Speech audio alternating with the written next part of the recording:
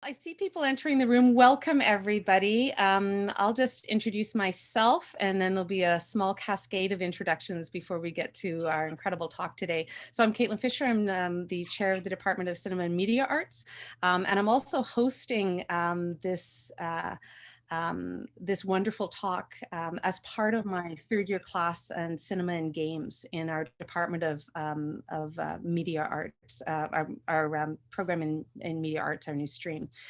So it's a very exciting initiative, and we're really thrilled today to have somebody coming in who's working in interactive media to talk to us today.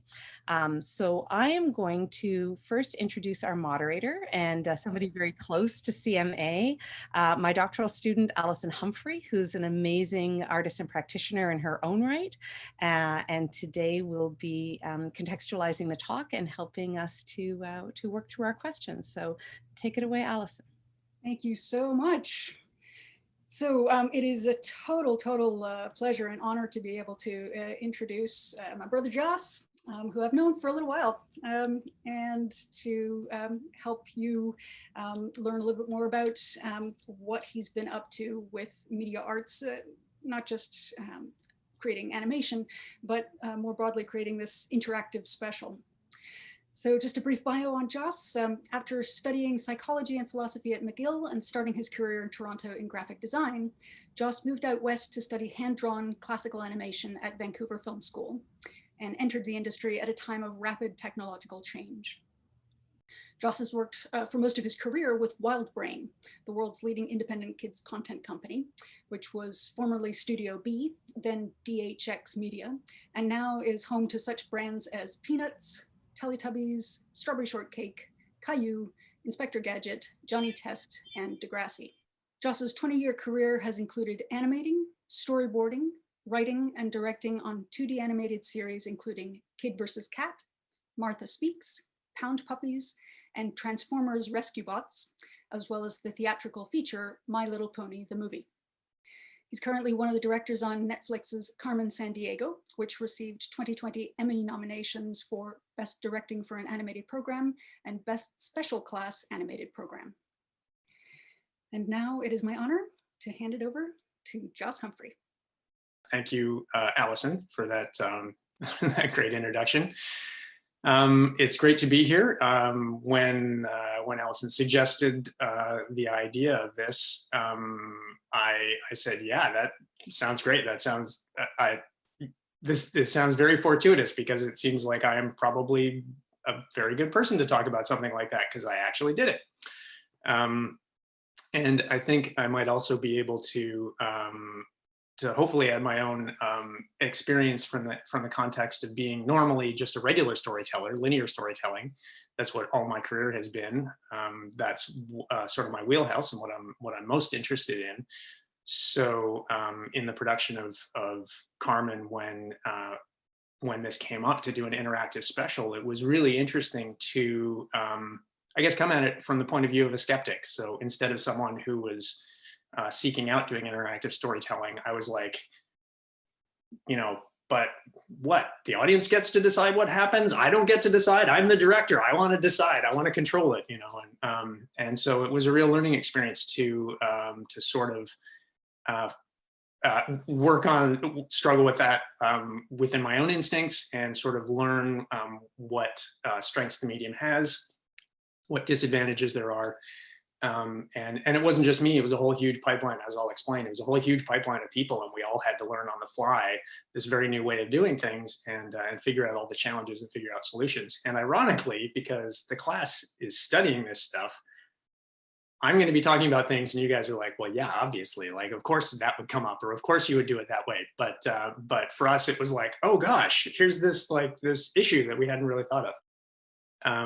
I can give you a little bit more background about myself. In the course of, as Alison said, 20 years, which is kind of startling, I've been able to do a lot of different things. I started out animating, I've done storyboarding. When I was directing on Pound Puppies, I got to write an episode. So I got to take it right from the story pitch idea through writing the outline and then the first draft. And then I got to direct that episode as well. That was a real high point, being able to both write and direct the episode, which was really cool.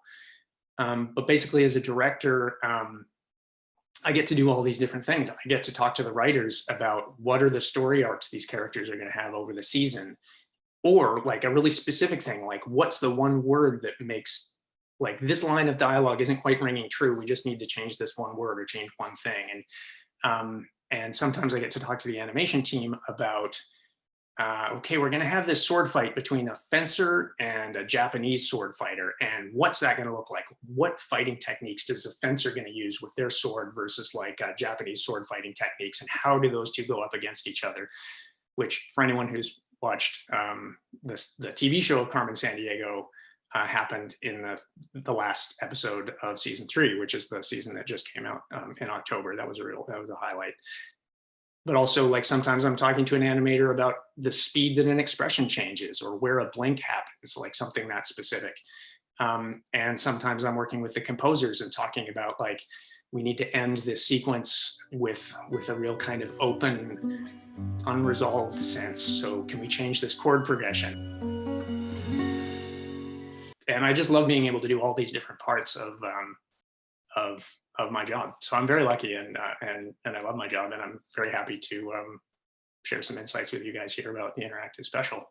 So yeah, so partway into the making of Carmen Sandiego, we have this new challenge. We had already done 2 seasons of the linear storytelling, doing episodes one at a time, and here's the beginning, here's the middle, here's the end. This is what happens, then this happens, then this happens. And we were presented with this challenge from Netflix of doing an interactive special. And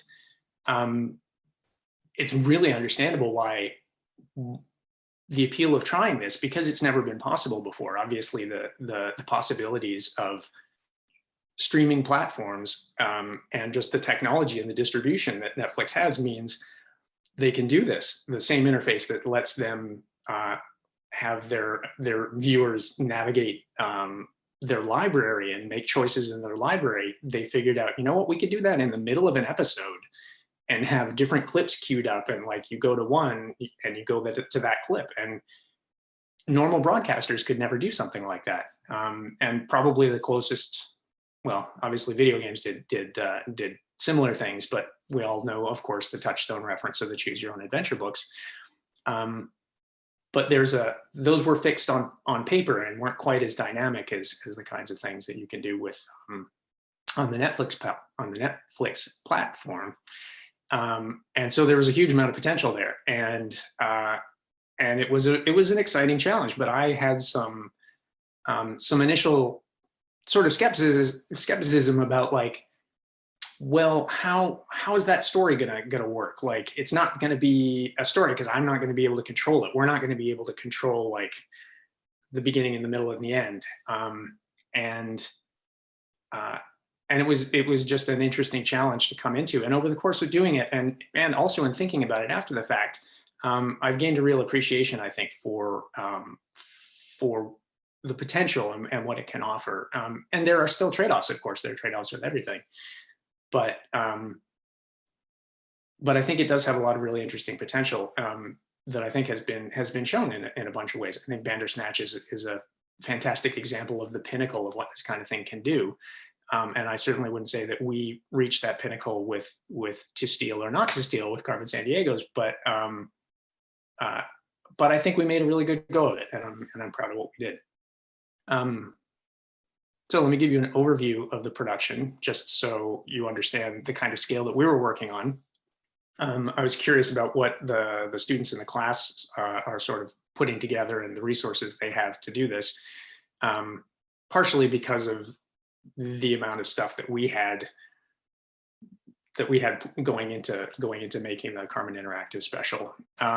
So I'll just go through the list. On the production, there were 6 writers, 14 voice actors, 6 storyboard artists, 5 storyboard revisionists, 30 designers, 34 background artists, 6 character builders, 58 animators in Vancouver, 23 animators in Manila, 10 animation supervisors, 12 compositors, 15 coordinators, and I probably didn't actually count the coordinators properly, but there were at least 15 coordinators, 3 video editors, 15 audio and music editors and engineers involved in various parts of the audio, the voice acting and the sound effects and all of that, 2 composers, and 1 educational consultant.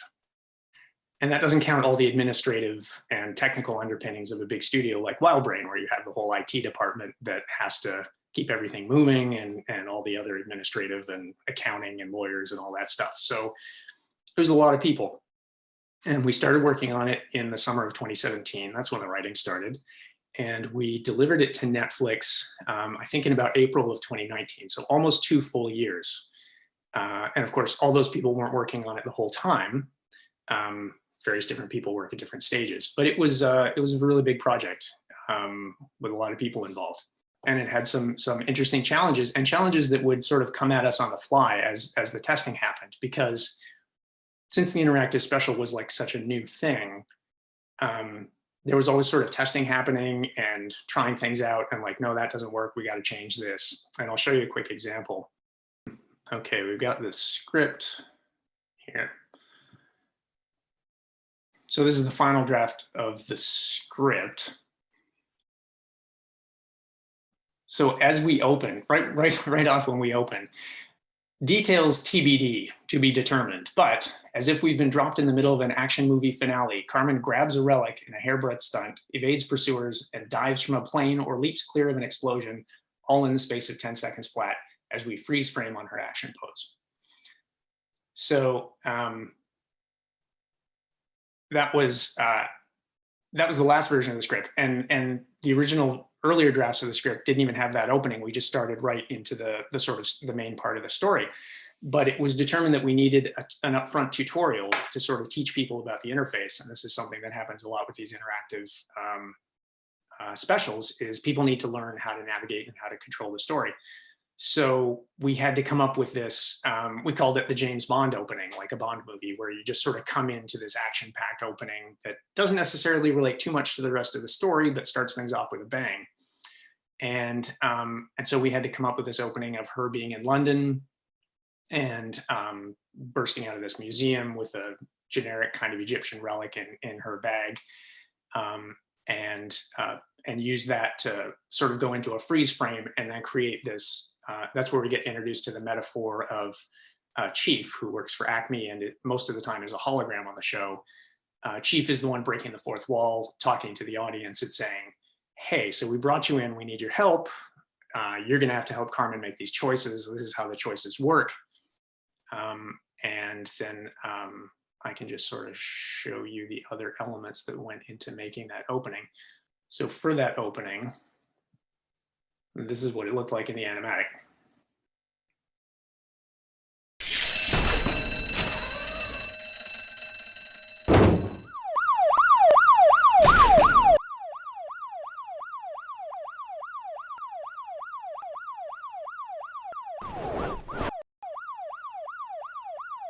Carmen Sandiego.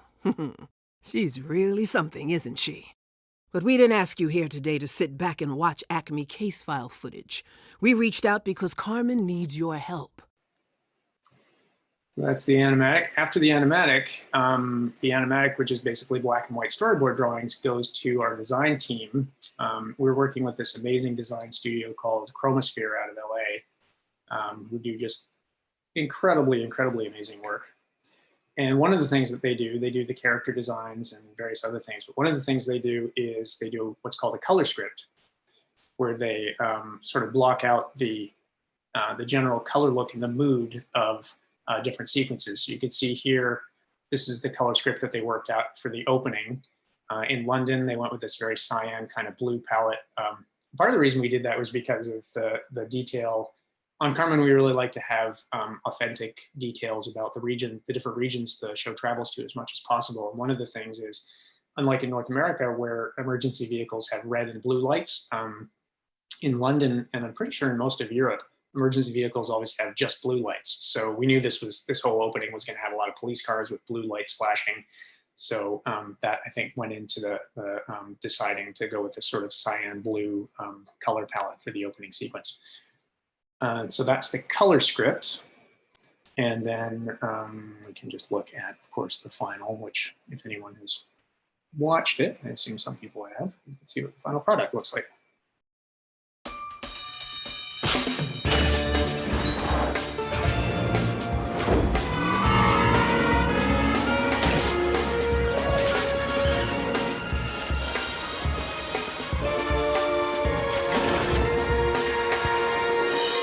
Carmen Sandiego.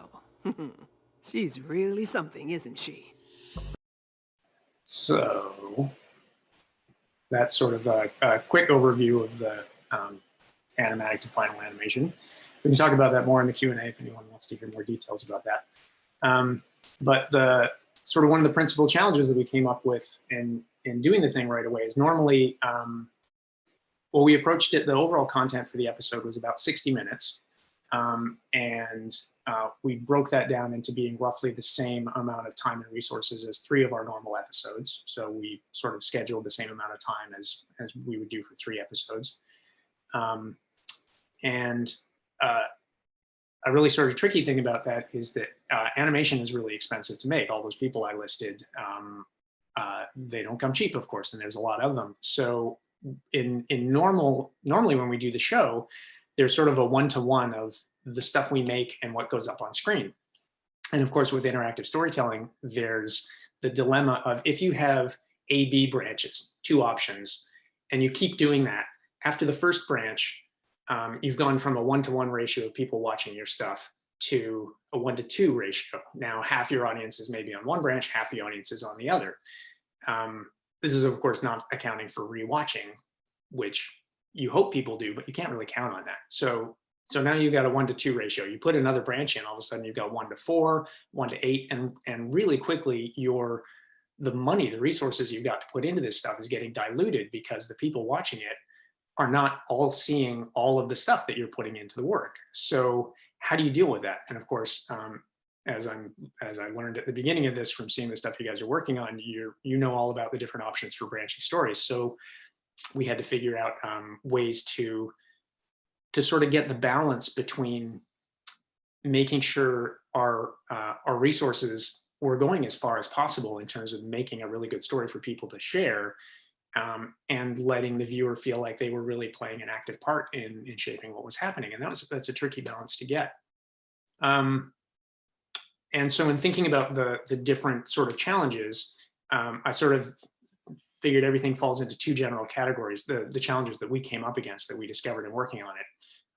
The main ones being, how do you handle the story? What's the story? What's the narrative impact of the challenges that you face? And the other part being, how do you execute it? What are the technical challenges that come up? And so I'd like to do a little poll to let the audience decide which of those 2 things we want to handle first. Do you want to go with the story stuff, or do you want to go with the structural stuff? Or the third option is, do you want to leave it up to me? Because I will tell you I have an opinion about it. I think we should do one before the other, but it's up to you guys if you want me to make that decision or if you want to make the decision.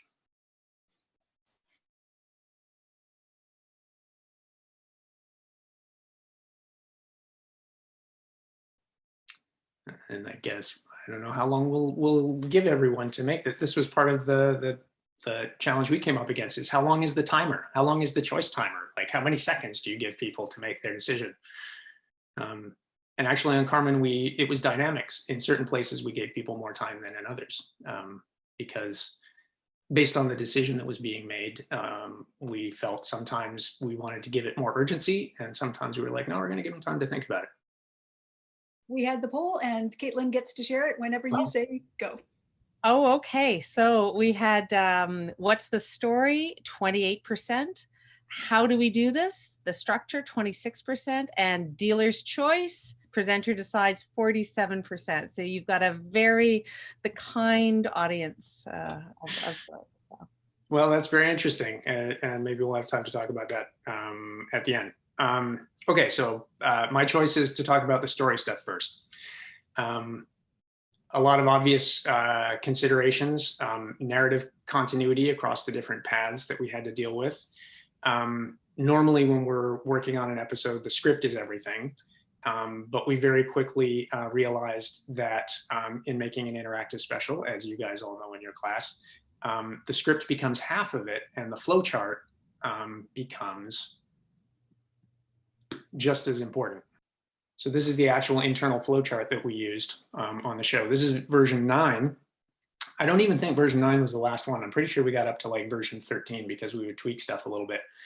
And what's really interesting is in prepping for this, I found that somebody, of course somebody had done this. I found on Reddit that somebody had made their own flowchart, had mapped things out. And honestly, I think their flowchart is clearer than ours in terms of showing the linear path of the story. So they show game start, which floor, ground or top, steal vial or rescue.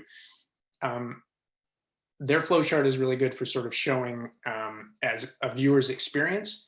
The flowchart that we had to do was also partially a technical document. So it needed to show all of the different technical things. So one of the things that Netflix can do, of course, is they can tell what platform somebody's watching the show on.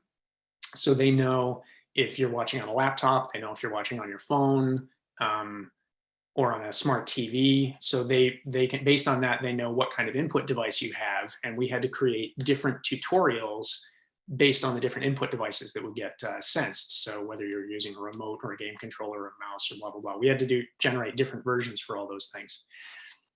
And so one of the things that the flowchart does, of course, is lets you really track the order of things in the different paths and which choices have led to which outcomes, what stuff you sort of already got in the past that you need to remember going forward. Which you guys already kind of know a lot about, it sounds like, from the class. But one of the big challenges we had is that the approach that we took was pretty quickly it was decided that it was important not to give the viewers, or not always give the viewers, a clear choice between right and wrong. Not to give an obvious moral correct thing. Because when you do that, the choice becomes a more obvious moral decision. You're like, and then it becomes about whether the viewer simply wants to do right or wrong, and some will want to do either. If you take out the moral guideposts and you don't sort of let them know, like, you know, do you want to kick the puppy or do you want to pet the puppy, that kind of a thing, it becomes, the viewer has to sort of engage more of their own preferences. And it feels more arbitrary because they're like, well, I don't know, what do I do? But that's sort of the point, is the viewer then has to sort of get more engaged in making the decision and use their own preferences. And of course, sometimes people might be like, well, the classic thing from the Choose Your Own Adventure books is you make one choice and then you go and it's like, oh, and you fell off a cliff. And you're like, well, how could I have known that that was going to happen from the choice that I made? But that's sort of part of the point of having the less of a clear sort of telegraphing of where the choice is going to take you. Another big challenge that we had for the story was how often do these choices happen? Because with it's a tricky balance when you're presenting the episode, when you're presenting the story. If you wait too long between choices, the audience goes back into their just sort of passive sit back and watch mode, and they feel like they're just watching a regular show and they forget that they're supposed to be participating. But of course, also every time you present a choice, it interrupts things, and it interrupts the flow a little bit, and it brings the audience back. It brings the viewer sort of back into participating, but it does interrupt the flow. So how often do you do that? And that was a tricky thing to address as well. And we ended up deciding to aim for a target of about every 2 minutes. And of course, we weren't rigid about it, but we wanted to see sort of every 2 minutes or so, we wanted to bring the audience back in and say, okay, now what do you want to do? Okay, let's play this out for 2 minutes, and then let's do another one. And then as we can see from the flow chart, and as I'm sure you guys know from your work in your class, although I guess I'll expand a little bit for the people that aren't part of the class. There are basically only so many different types of choices you can do. There's sort of the A-B choice, which I mentioned at first, which is a totally branching story. Do you go this way or do left or right? And the story just completely branches from that point on. Now, in our context, it's really difficult to do those kinds of choices too much because of what I was talking about, where you've now split your audience. You've now diluted your resources 50% on each side. So another way to sort of have more choices happen is to have choices that split and then rejoin. So you've got the two paths to the same destination. And the very first one in the episode is one of those where Carmen's presented with a choice of, we need to get in this building. Do you want to go through the top floor or through the ground floor? And they talk a little bit about the pros and cons, and the viewer gets to make a choice. Each one of those is a different experience, but they rejoin once she's reached her objective inside. And so we've rejoined the main sort of spine of the story at that point, and then everybody is sort of along the spine at that point onwards, continuing. A sort of secondary option of the left and right path is something we did a few times, where it's not really sort of two paths to the same thing. It's the direct path or the short detour. So there are a couple of things where a choice is to do one thing or the other, and there aren't even two separate branches. There's just, if you go one way, you see some extra stuff, and then you rejoin where the first choice takes you right away. So that's another way of sort of doing the two branches joining the same spine. And then another thing is the dead end. There's a clear right or wrong where the mission fails or the character dies. And we had a bunch of those as well. And one thing we learned, I'll get to that in the technical side of things. But the biggest sort of aha moment for me in working on the Netflix special was these things we call memory states, which is when you make a choice, it saves a memory state in the system of what your choice was. And you can then continue on from that point, but the decision you made gets saved in the Netflix sort of engine. And then later on in the story, much later, you can have a completely different thing happen based on what your choice was way earlier. And that was the real aha moment for me. When I learned about that aspect of it, I was like, oh, that's amazing, because you can do something and then have this hidden thing that's sort of following you as a consequence of your actions, that's then going to impact something that happens much later. And it's not immediately after the decision. And I thought, oh, that's great. And so that was something that we had a lot of fun with. And there are two key ones of those in the Carmen special. There's one with whether you decide to help Tigress or not when Tigress falls into a pit. Help me out of here! Now! Just this once, I could help Tigress, or I can leave her to claw her own way out. And then there's another where you decide to trust Julia and tell her what's really going on, or you decide to trick her and basically lock her on the rooftop. I've joined forces with Jules before. Trusting her could work again. But if Vile gets any hint that I'm colluding with Acme, who knows how they'd retaliate? It might be best to trick Julia and keep her out of the way. And so those memory states are really neat, because it seems like there's something playing off. You've got a choice and there's sort of an immediate thing. And you're like, oh, okay, that's cool. But then the choices you made in those situations impact the endings that you reach much later on, because you then go back to those characters, to Tigress or Julia, and you need their help, or you don't know you need their help and they help you anyway. And whether or not they help you is a payoff based on what you did much earlier. And so that was a really cool aspect. That was my favorite part of the choice structure that we had in Carmen. And that basically, in my opinion, sort of like it's you can have your cake and eat it too, because the viewer gets to make a choice, and then you get to return to sort of this main storyline that you put all your sort of efforts and storytelling efforts into, but then you get the sort of two different endings that are up to what the viewer did. And then some other just interesting challenges I'll try to just touch on quickly is, challenges and things were the idea of being able to kill off your main character or have her fail, which in the normal course of the episodes, we would never do. But the fact that this was this multiple interactive story thing meant that, like, we can have Carmen fail and have her fail like really dramatically in a way that it seems like there's no coming back from. And that was kind of fun. And we used it, in the inevitable frustrations that come with working on stuff. We would just pull that out as a joke all the time. And we come up, we're banging our heads against some obstacle, and we're like, well, she should just die. Like, we'll just kill her at that point, and that solves that problem. And we're like, oh, great, because we had this flexibility to do all these crazy things. And then another interesting challenge from the story point was the whole, what is canon? And with Carmen, we were coming into to doing this with a show that had 2 seasons behind us when we were working on the interactive special. So there's first the question of when does it take place? And that was sort of like what characters are involved. We had to leave a couple of characters out of the interactive special because we decided that the interactive special basically happens between season 2 and 3.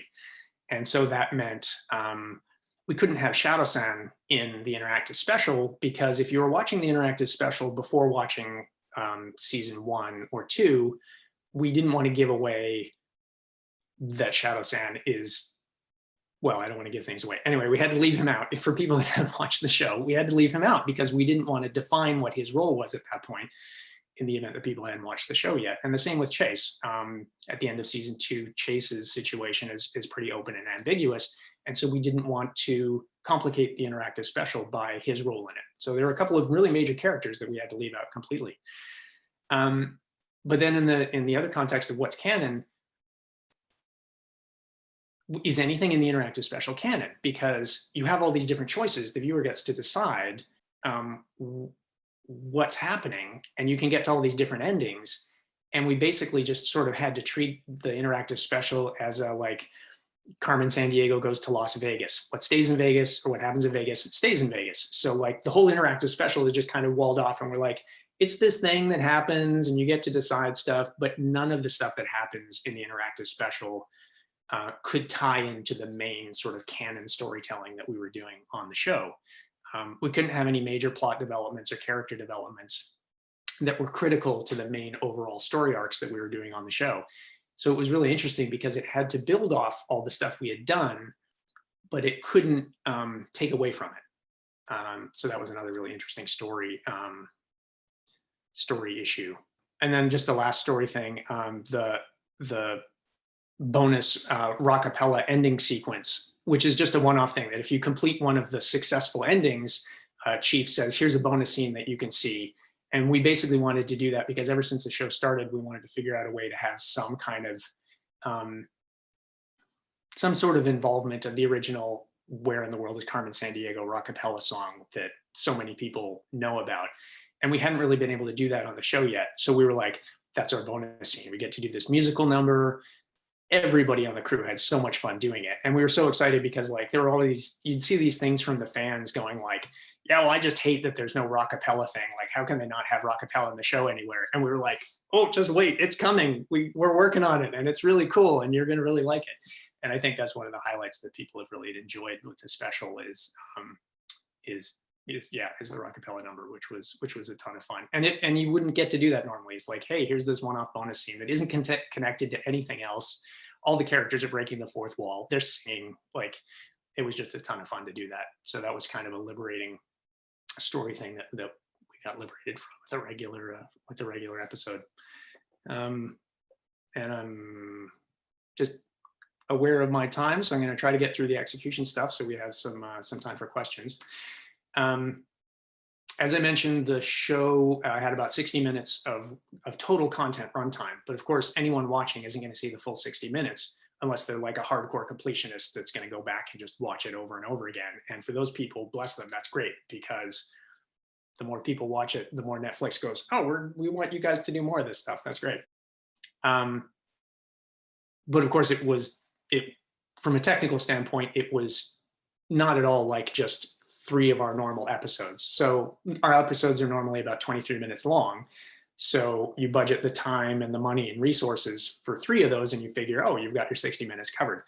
But of course it didn't work that way because there was so much, it's a different beast. And there were so many different challenges that we came up against that we had to problem solve that we wouldn't have had to do with a normal episode. That it was really challenging to sort of get through all the stuff that came up in that same amount of time and with the same number of people. And the first challenge that came up, obviously, the obvious one is the choice interface. And I'll just share my screen again to sort of show you what we ended up on. Here we go. So this looks pretty straightforward and simple, but a lot of work went into this. We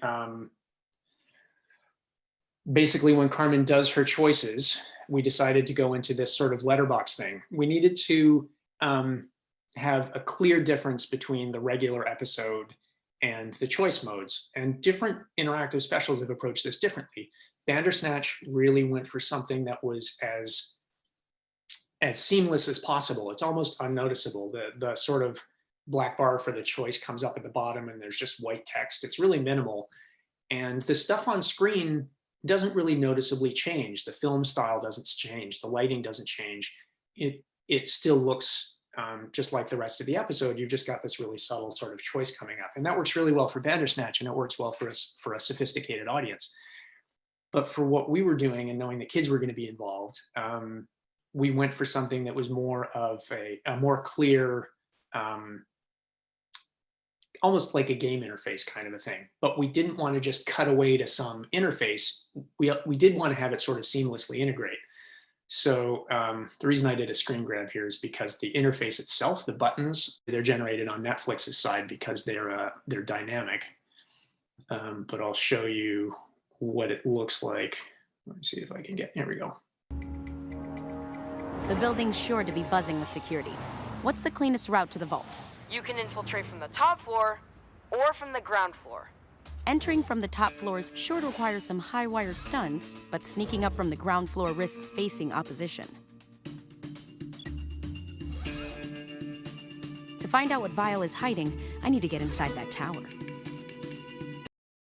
So this is the way we always started the choice points, is we would put Carmen dead center, front on shot, and then we would go into this letterbox thing. Entering from the top. And the lighting changes a little bit on her just to make it sort of a little more noticeable that we're entering a different mode. And we would do some multiplaning effects where she sort of shifts forward, the letterboxes come in, and then the choices come out from her on each side. From the top she talks about them. Floors sure require some high-wire stunts. So she's talking about that side, looking in that direction, and then we have this stylized thing coming up on the one side. But sneaking up from the ground floor risks facing opposition. Talks about the other one comes in. A lot of stuff went into this. In an earlier version of it, we went for much more detailed animation. We were like, well, we want to show sort of what the choices could potentially be. So they were much more fully animated. And I think at one point we even had there were cuts in them and stuff. And we really quickly realized that we couldn't make them too complicated because they were too distracting. Because when you had them both going, the audience didn't know where to look. They didn't know Carmen's in the middle. She's talking about the choices. So you kind of have to pay attention to her, but then the choices are being visually presented on either side of her, and you kind of need to pay attention to those too. So there's a lot of information coming at the audience, and we came up with this stylized thing. What we call these is, we ended up calling them moving graphics. And we had this very stylized illustration style that we went with, where Carmen has simplified drawings in the background. You can see she doesn't have as much details on her feet or her hands. The guard is much more simplified. They have different textures on them. There's this grid to make it look different. And then we had to loop them, because another part of it is we had to sort of keep things dynamic. You're waiting for the audience to make a choice, but we had to get this balance between having a little bit of life still happening on the screen, so it doesn't just stop dead, because as soon as everything stops dead on the screen, that's really bad. People think oh, is there a glitch, or did it hang? Or so you kind of need to let them know that the situation is still alive. And of course, you'd have the counter counting down when the interface is there. But you can't have too much movement. So just enough movement, not too much. That was something that we had to do a lot of experimenting with. And also with the lighting levels, how bright the choices were in the background versus how bright Carmen was in the foreground. To find out what Vile is hiding, I need to get inside that tower. And then Carmen also has different levels of dialogue, where she's sort of waiting for you to make your decision. And there are these lines where she's kind of reminding you, she's talking about gosh, what do I do? But she's also kind of reminding you that you have to make this decision too. So there was a lot of thought and a lot of testing that went into the interface. The tutorial, which I think I mentioned, was challenging because we had to do all these different versions of it based on how people were watching this thing on Netflix, because you have to be prepared for all these different versions. So that was another challenging thing. And we have a backup tutorial where there's the first time when Chief tells everybody how to do things. And then the first time a choice happens, if you don't make a choice, Chief comes back. Hello? Did you forget that for this mission you were on Carmen's crew? You make the decisions. You control the story. Because we found in testing that sometimes people would forget. They would just get used to watching a show. And we all have so much built up experience in just sitting back and watching TV that you need to overcome that and remind people like, hey, you got to kind of pay attention and keep the remote handy or have your mouse handy and get pulled back into it. So there was a certain amount of training in the audience. Some audience members had it right away, probably people that are more used to playing video games or probably younger people. As soon as the choice would come up, they're like, yeah, I get it, boom. Like they didn't even have to get to the tutorial, which is another thing we did is when people didn't need it, the tutorial just didn't happen. If they just jumped into making the choices, then we were like, oh yeah, they're good. We don't need to teach them about that. Some other challenges that we came up with is very early on, we had a dead ending, a fail state where Carmen's presented with the choice of like, you're going to play along and steal with Vile, or are you going to go try to rescue your friends right away, chase the van and rescue your friends right away. And if you chase the van, it's a dead end. It's a false end. It seems like the thing you should do. You should try to go rescue your friends right away. And so a lot of people did it. And initially we just had the ending like, oh, you failed. That's it. It's over. And so we presented people with the option of, do you want to start over or is that it? And this is like 3-4 minutes into the thing. And some people would just like, there were some people in the testing that would just be like, yeah, whatever, that's fine. And they just wouldn't continue. And we were like, well, that's no good. Like it's all over too fast. We've got to sort of get them back into the story and be like, this is what could happen, but we're just going to take you back to the choice and let you do it again. And because having a really hard dead end too early, you will have some viewers who, there are different kinds of viewers that do different things. And some people want to win and they want to get to the good ending. And what other people do is they want to test the world. They want to break the world. And it's part of what makes interactive stuff and video games interesting is you can have these choices that you don't get in the real world. You can be like, I'm going to run in front of that car and see what happens. You can't do that in the real world, but in a game world, which people, automatically know a story like this is, they're like, oh yeah, I'm going to see what happens if the fail thing just happens and I'm going to tell Carmen to jump off a cliff or whatever. And so you have to sort of build the story to accommodate all those different types of viewers. And give people the freedom to make those decisions if they want to, but not necessarily do it right away and be like, okay, you can do that later, but if you've come to a dead end right away, we're just going to kind of loop you back in actively and not give you the choice to just let it end at that point. And then there were some other challenges about just specific things about how to make things more efficient that we were able to do in animation, because there were a few sequences right in the middle. One of the biggest choices you get to make in the show from a production standpoint is the first caper that you do is for Coach Brunt, and you go try to steal a terracotta warrior in China. And that's just the first caper for everybody.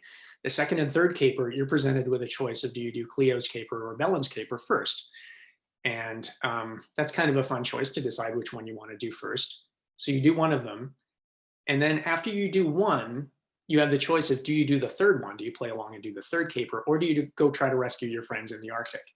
And depending on which caper you did first, you're sort of returning to the main spine. You're returning to a common point that all the story goes through, but you've just come from two different places. And so we had to figure out how to solve that. The expensive and difficult way would be have two totally separate branches still happening at that point.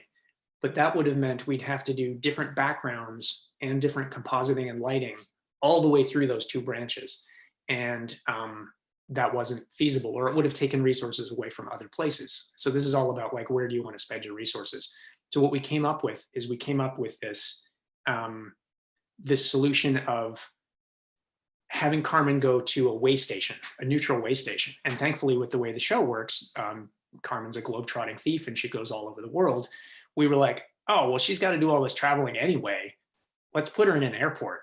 So we picked Heathrow, and we basically made it so that after completing these capers, Vile goes, well, stand by, we're going to give you some more information.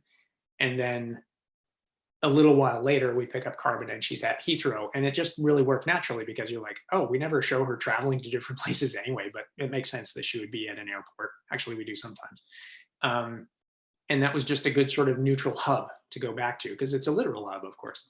And so we did that a few times where we pick up Carmen at Heathrow and she gets new information and then heads out again.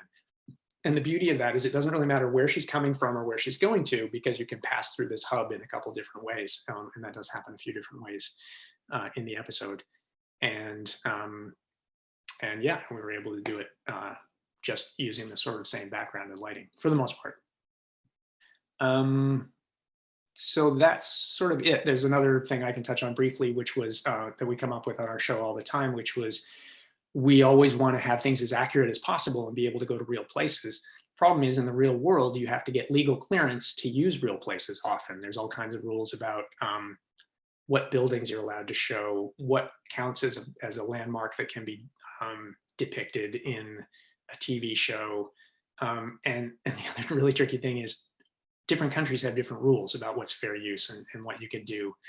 And sometimes it's really hard to get permission to do these things. So with the terracotta warriors in China, we didn't get permission to use the actual terracotta warrior museum, but there's no definitive proof that more terracotta warriors don't exist buried somewhere else. So we couldn't show the real, actual, cool terracotta thing in China, but we could say, oh, they just unearthed some new terracotta warriors in this other place that looks kind of similar, but it's different.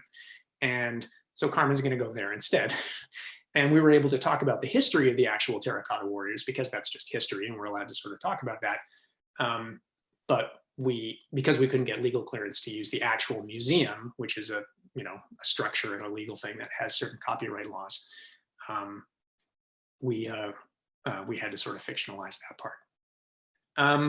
So just as a quick wrap up, before we get to some questions, interactive story is really interesting, and it's a very challenging beast. And as someone coming from sort of a linear story background,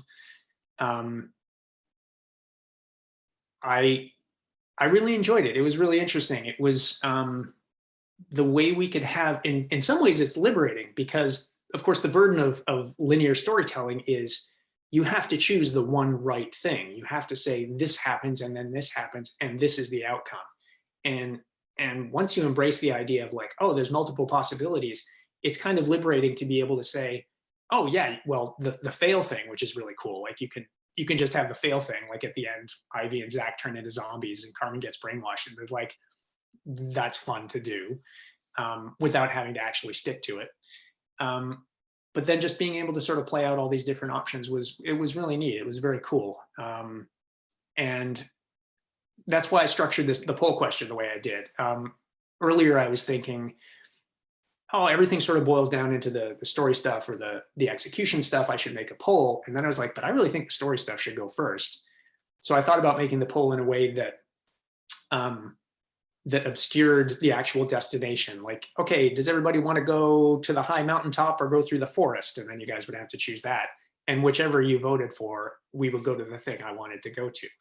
Because as the storyteller and as the author, you have the ability to make those decisions and control the outcome. And so there's an interesting tension between, it's like a push and a pull. It's like, how much am I going to let the audience decide versus how much am I going to hold on to and say like, well, no, this is what should happen. I'm going to control this part of the story. So I found that really interesting. So then I added the third option to the poll of, you guys want to leave it up to me as the author of the lecture. Do you want to go by my judgment of the way that I think it should happen? And then I just thought it'd be an interesting thing to talk about if anybody had questions.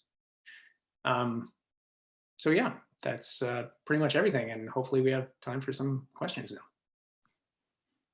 We definitely do. Thank you so much. That was so exciting to watch, even for me, who's like heard some of this over the kitchen table, as it were, over the years. This has been so educational. So I'm going to just, we've got some really good questions coming up in the chat. So the first question that I'm going to ask here is from George, who's asking, did this venture in nonlinear interactive storytelling interest you in potentially working in video games? Yeah, definitely. Out in Vancouver, where I am here, the sort of regular animation industry is really strong and the video game industry is really strong. And there are a lot of my colleagues and people that I work with that sort of move fluidly between games and television and features. So I haven't really worked in games yet, but yeah, I'd definitely be interested in it. In fact, the co-director, am I allowed to say this? The co-director of the first 2 seasons, Kenny Park, who also worked on the interactive special with me, he, when he left the show, he went to go work at a game studio. I probably can't talk about what he was working on, but yeah, I'm definitely interested in the potential of working on games. It's probably not my first preference, but I would definitely wouldn't rule it out, and I would definitely be open to the possibility. Yeah, and obviously there's so much range in video games. I mean, video games is almost just like saying food. Like it encompasses so much stuff, and there's so many different types of games, and but yeah. So here's a question from Tian Yi. I'm hoping I'm pronouncing that right. For future interactive projects, what would you improve on in terms of storytelling? I think for a future one, I'd try to figure out how to leverage the memory state thing more. I'd try to get more out of that, because that was my favorite element of the way you can do things on Netflix. And it's a lot more challenging up front with the writing. It really does require a new way of thinking about things. That was the other thing, is when you're doing something the way we did it in a television production model. Basically, once the script was done, we couldn't change it. You can't really. There were like tweaks that we could do to the execution and to the structural stuff, and you could do small changes. You can record additional dialogue if you need a new line of dialogue that comes up, but you can't do major reworking of stuff once everybody's up and running. It's like a big train, and once you're moving down the track, you can't just go, oh, we should be on that track over there. Like it's you've got to sort of commit to your script. So yeah, maybe just like we learned from all the writing that we did the first time, and we'd try to put more work into the memory state. And if you get the flow chart, and if you get your map working really well, then executing it is fairly straightforward. But it's just all that additional work to get that the flow chart and thing done up front. So I'd put more work into that, and do more memory states, and probably more failure endings too, because they're just fun, and try to get away with making them more disturbing. So there's a question here from Austin asking, did you play a lot of interactive games / choose your own adventure games when you made it? Which kind of also leads me to think, when I was watching Bandersnatch and kind of, in this historical era of the Choose Your Own Adventure book, which I remember you reading when we were younger. How much did all of that kind of feed into the creative process for the show? We definitely looked at other interactive specials. When we started working on it, it was early enough that there weren't very many other Netflix interactive things out.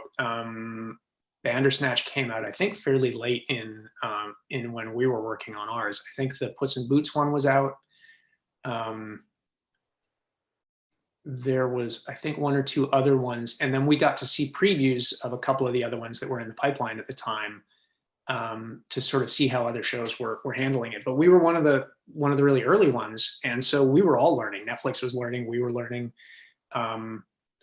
And there were regular things where we'd have a meeting with Netflix. I got to go down to Silicon Valley, to Netflix's headquarters in Silicon Valley, and a small team of us went down there, and we got to participate in the testing and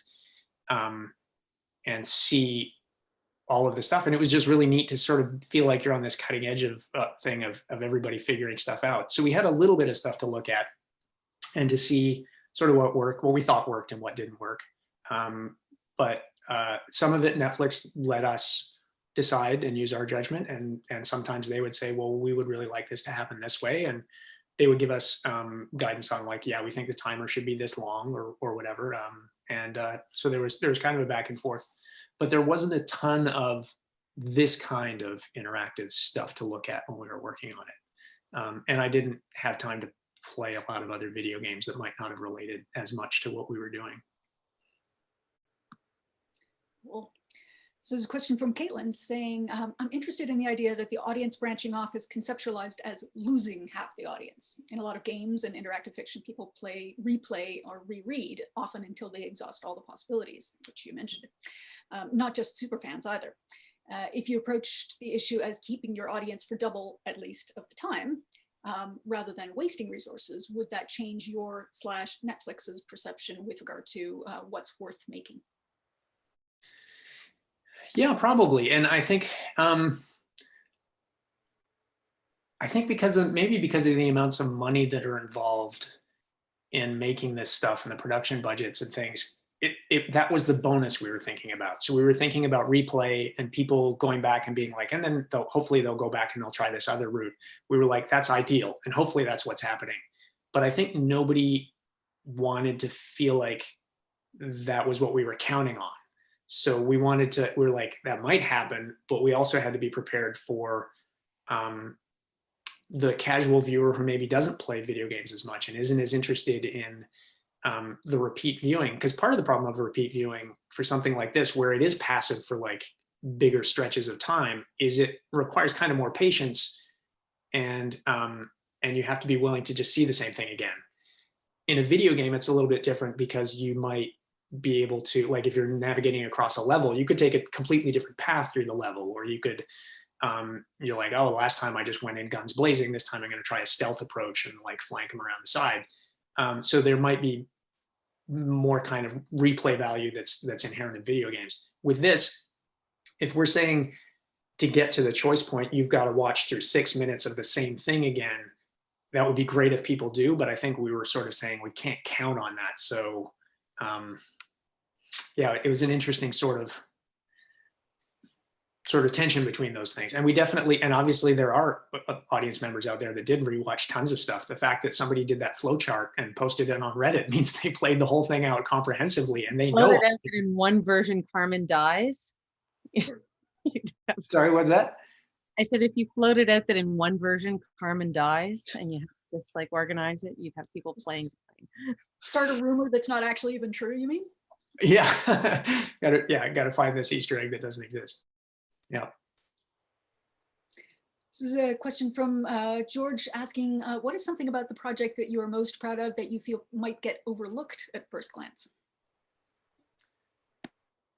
Okay, a really small detail actually that I'm quite proud of. Well, a couple of things. I'm proud of the opening that we came up with, that where the script just said, and a big thing happens, and that happens sometimes where I mean, we have fantastic writers on the show and they're really good, but just inevitably sometimes something gets written that needs some real problem solving on it, and that's some of the stuff that I find the most interesting and exciting is coming to that problem solving and saying, okay, well, we need to get from A to B, and it's not clearly defined how to do that, or there's some unexpected obstacles or whatever. But one of the things I really liked was the rockapella thing, and maybe I'll just play if people have the patience to do this for a sec. At the beginning of the rockapella thing, like the music starts, and it starts with Zach and Ivy doing this beatboxing and stuff, but we didn't really know how to get into it. How do you launch that? And so I came up with this idea of this water pipe, because they're being kept prisoner, and they're just really bored in there, and so they're doing this because they're bored. So I came up with this idea of this water pipe, this drip of water.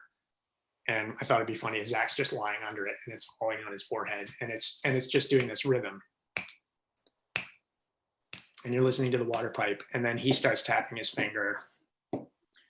And then that's sort of, he's got this rhythm going, and that's kind of what leads it, because he's just bored out of his mind. And so he just starts doing this crazy beatboxing, and that's what launches into the whole rockapella thing. And that was something that we need to come up with, and I'm sort of proud of that solution. Maybe we can just watch it quickly for the people that haven't seen it.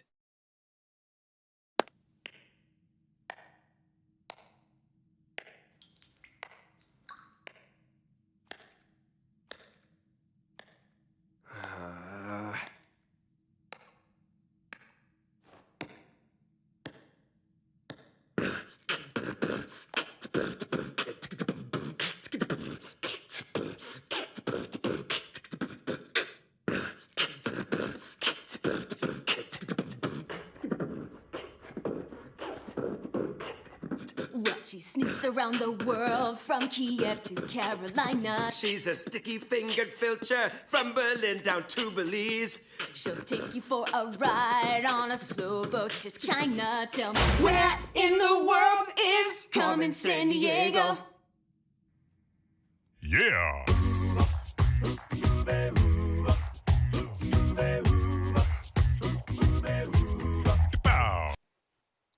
So if you want to see the whole thing, you have to play through and you have to get to one of the successful endings, and then you have to select the bonus scene. Or you can find it on YouTube too, actually.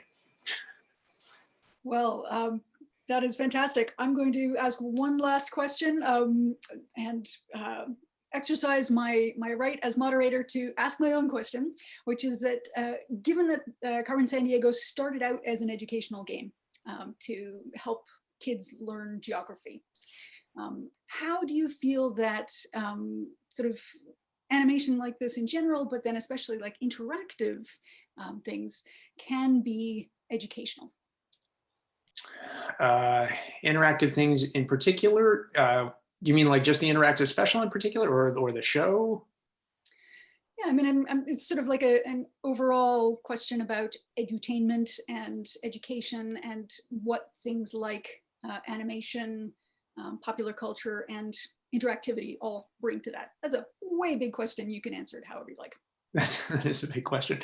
Well, obviously, I think the potential is huge, and yeah, that's how Carmen Sandiego started. Of course, was as an interactive educational game where the viewer, the audience, the player has to use their knowledge and hopefully learn things to sort of move the story forward, and I think there's huge potential for that. Is one of the things that I sometimes wish we could have done more of on the show, is because we do have obviously some educational stuff, and we have our little info sessions that happen in each episode where they talk about the place that they're going to, and we've also really tried to sort of, as I mentioned a couple of times, we've tried to have as many details, really small, authentic details as possible, and we've taken some heat for not getting all of them right, which is fair enough. But we really we put a lot of effort into trying to get the details, just the richness of the world. Like, the world is such a neat, interesting place, and there's so many cool, different parts of it and different people in it, that it's been really good to sort of try to show that as much as possible in the show. And I definitely think there was room for more of it. What we've been doing with the show is really doing more of a traditional story with a little bit of educational stuff and a little bit of geographical stuff in there. And that's a balance that could easily be shifted one way or another. And definitely in an interactive context, I think that would be a great way to do it. Another way to obviously do the show is to, instead of just having A/B choices, you could do an interactive special where there's more of multiple choice things, or like, more details about the world, and more things that you could learn. And actually, there was some of that. There was a "Where in the World is Carmen Sandiego" done recently through Google Earth, that maybe some people saw, because I think it was all over Google for a while ago. And that sort of was a little bit more of that. It wasn't as much of a story thing. It was a little bit more more sort of educational. But yeah, I think the potential is wide open. And because of the globetrotting nature of the show and the way it started, that potential is really built into the Carmen world. That is a fabulous note to end on. So I want to thank you very, very much on behalf of York Cinema and Media Arts, and behalf of Caitlin's class, for coming here into this wonderful Zoom ether of ours, and sharing all this fabulous stuff with us. And you're just getting thanks all the way down the chat. And I'm going to thank Alison too. Jos, that was spectacular. Loved it. I've always been a huge Carmen Sandiego fan, and I love her more now. So thank you for everybody who joined us. It's, we know you have so many options of things to do. So thank you for coming and sharing the time with us here in CMA. And we hope you come back to join other events. And thank you for your patience and us running a little bit long, but I think you'll agree with me that it was worth it. Thank you, Jos. Very welcome. Thank you for having me. It was great to be on.